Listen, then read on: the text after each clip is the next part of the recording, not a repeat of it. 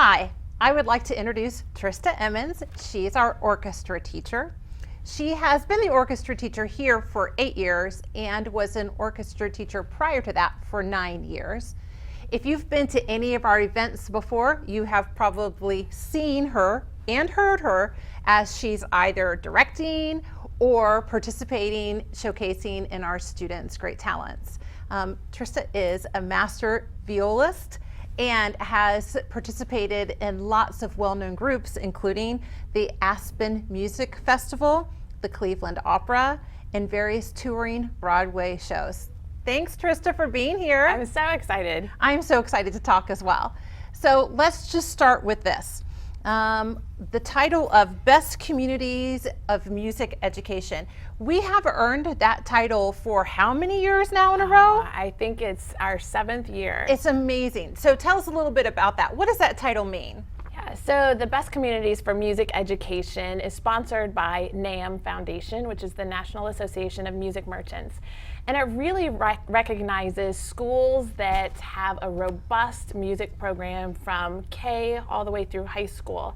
And I think it recognizes all of the opportunities that our community offers to our students and families. It's great, great. And when we get that, I never want to take that for granted, because it really shows that not only within our school setting, but for all of our families as well, we recognize that, of course, we want students to learn some of those things that people consider to be like the foundations associated with like English and math, social studies, and science, but it's equally important for our students to have an arts education as well. Absolutely, and you see that correlation with our students, how students that truly are exposed to music at a young age with a very vibrant program, just their academic skills are higher, their just confidence and desire to be at school increases.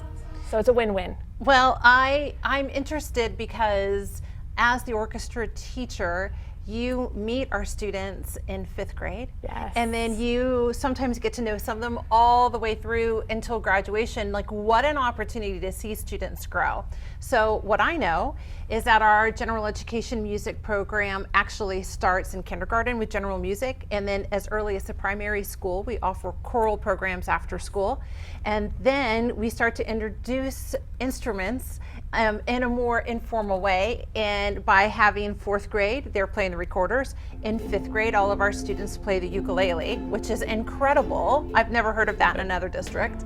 And then in 5th grade, we start our instrumental music. So talk to us a little bit about what happens in 5th grade. So in 5th grade, I think it is one of the signature events in our children's education in 5th grade. They all choose an instrument. So whether it's a band instrument or an orchestra instrument, they all are playing. So there's no peer pressure to be like, oh, are you even going to play an instrument? No, it's just what we do. And as the orchestra director, I see them 5th through 12th grade, and it is amazing to watch them develop as musicians, but really to develop as people and to see their passions come to life and just see how they navigate those really critical years. Yes, I agree with that completely.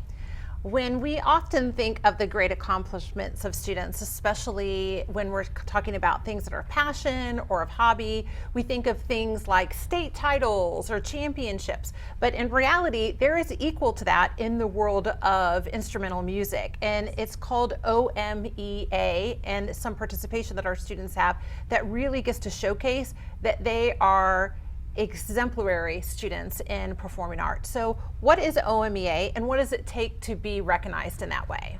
It's a great question. So OMEA is Ohio Music Education Association, and the pinnacle for our performing students is all state, whether it's all state choir, all state band, or all state orchestra. And for a district our size, we send an incredible amount of students to those all state groups.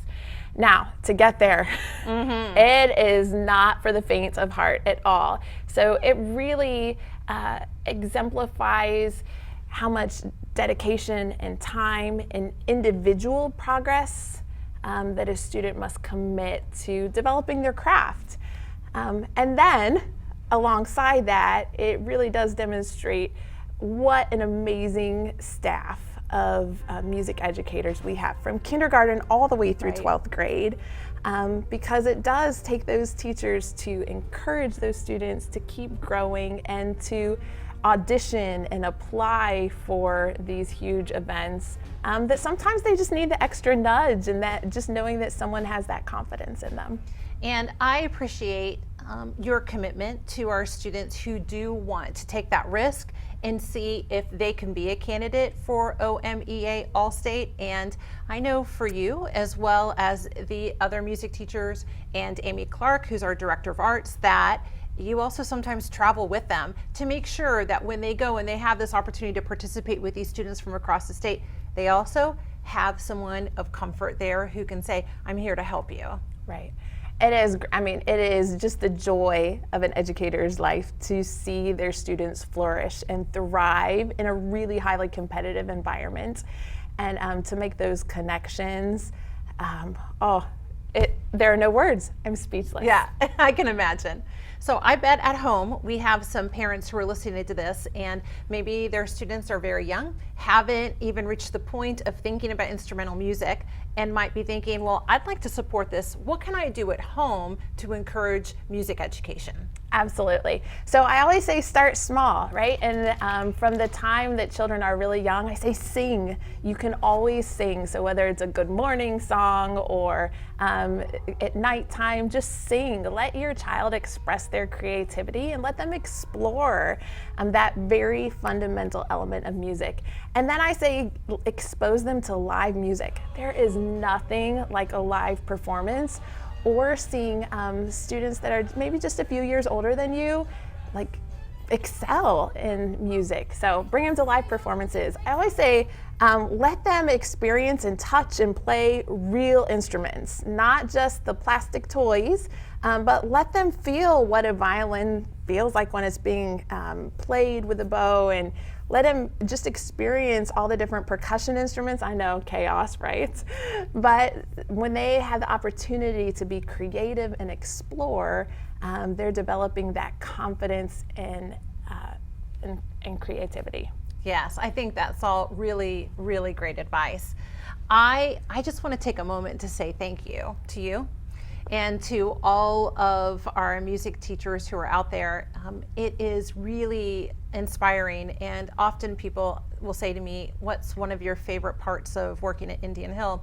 And my answer is always the same: it's the students. Like, they just knock my socks off every single day, and that is incredibly true when I think about how much they flourish within our music program. And that would not happen if it wasn't for you and for the other teachers as well. And I'll just say personally, I was one of those students who I loved my academic classes, but I got to use a different side of my brain when I came to school, and I got to be part of music. And for me, that was both choir and band.